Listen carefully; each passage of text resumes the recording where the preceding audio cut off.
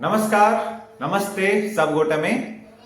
आज हम dark oxygen के बारे में बात करेंगे। डार्क एनर्जी आप सबको पता है जो डीप यूनिवर्स में रहता है। इसी तरह डार्क ऑक्सीजन जो है वो डीप सी में रहता है। तो इसके बारे में बात करेंगे अभी। तो बात है आज से 1 से 1.5 बरस पहले एंड्रयू स्वीटमैन नाम का एक रिसर्चर है।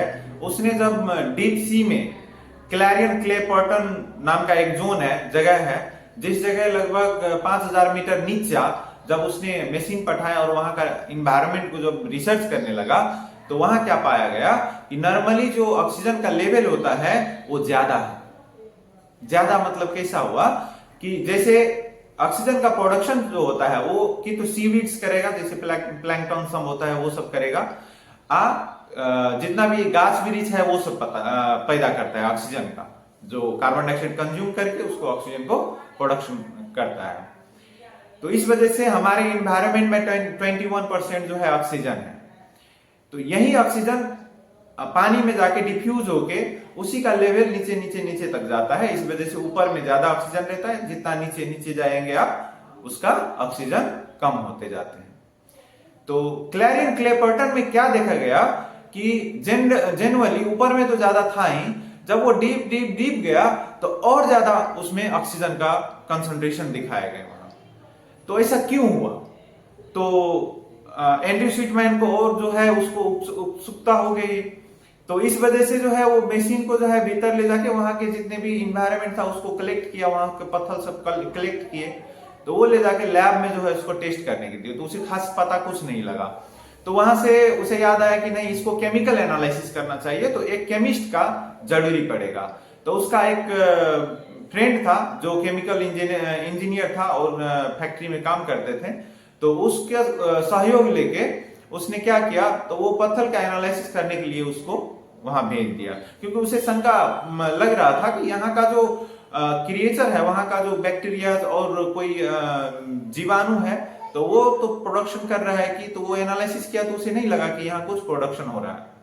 तो उसका फ्रेंड को जब बोला गया तो उसको फ्रेंड क्या बोला कि इसको जो ठीक है हम एनालिसिस करेंगे। तो एक एनवायरनमेंट क्रिएट कराया गया है, सेम मतलब सी वाटर जैसा, जैसे नमकीन होता है उसमें जो जिस तरह का एनवायरनमेंट रहता है उस हिसाब से एनवायरनमेंट क्रिएट करके उस पत्थर को डाल दिया गया उसमें।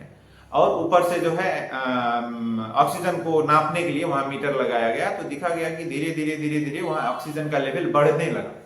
और बढ़ने कितना तक बढ़ गया, तो 3 टाइम्स तक बढ़ गया है वहां की ऑक्सीजन। तो उसके बाद डिटेल उस पे जो है और रिसर्च होने लगा, डिबेट छिड़ गया कि मतलब ऐसा क्यों हो रहा है कि जैसे डार्क एनर्जी था तो वैसे ही ये भी डार्क ऑक्सीजन एक अननोन रूप से आ गया जो हम लोग को अभी तक पता नहीं था। तो डिटेल इसमें एनालिसिस के बाद क्या पता चला कि जैसे इलेक्ट्रोलाइसिस होता है, पानी का जो H2O केमिकल होता है उसको जब हम इलेक्ट्रोलाइसिस करते हैं तो वो हाइड्रोजन और ऑक्सीजन एटम में टूट जाते हैं। तो इसी तरह उसका जो फ्रेंड था वो भी वहां सेम कंडीशन जो है सी का कंडीशन क्रिएट किए, उसमें जो है पत्थर को डाला। तो पत्थर में क्या था, जब उसको और स्टडी किया गया तो एक तरफ मैग्नीज और फेरस ऑक्साइड, ये जो है 2 केमिकल वहां पाए गए।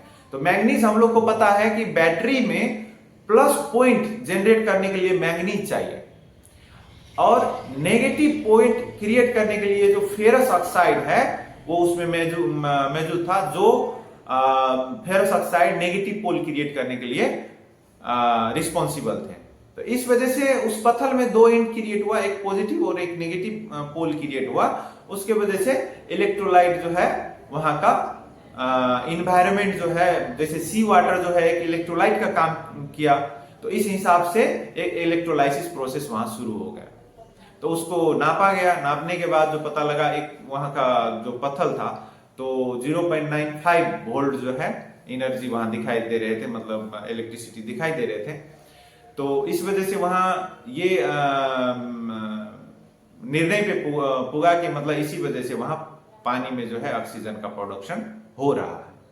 तो बाद में इस पे डिबेट भी छिड़ गया, जैसे इलेक्ट्रोलाइसिस होने के लिए कम से कम 1.32 वोल्ट चाहिए और ये जो है प्रोडक्शन 0.95 वोल्ट ही दे रहा है। तो इसका सॉल्यूशन क्या दिया कि हो सकता है ये पत्थर जुड़ा भी एक जगह भी हो सकता है, उस वजह से भी हो जाएगा। दूसरा आया जैसे उसका इन्वायरमेंट जो समुद्र के नीचे होता है, प्रेशर ज्यादा रहता है, तो आप प्रेशर क्यों नहीं क्रिएट किए, तो ये ड्रॉबैक आए। तो इस पे अभी भी रिसर्च चल रहा है कि डार्क एनर्जी से कैसे जीवन जो है समुद्र के नीचे भी फैल रहा है, क्या पता इसी के वजह से हम लोग को भी मतलब जमीन पे भी एक नया जीवन का आरंभ हुआ। कि बहुत चीज जो है हम लोग को पता नहीं है, जो अभी धीरे धीरे रिसर्च के माध्यम से आ रहे हैं। तो ठीक है, इसके बाद और भी कोई नया टॉपिक होगा तो हम उस पर बात करेंगे। अभी के लिए धन्यवाद।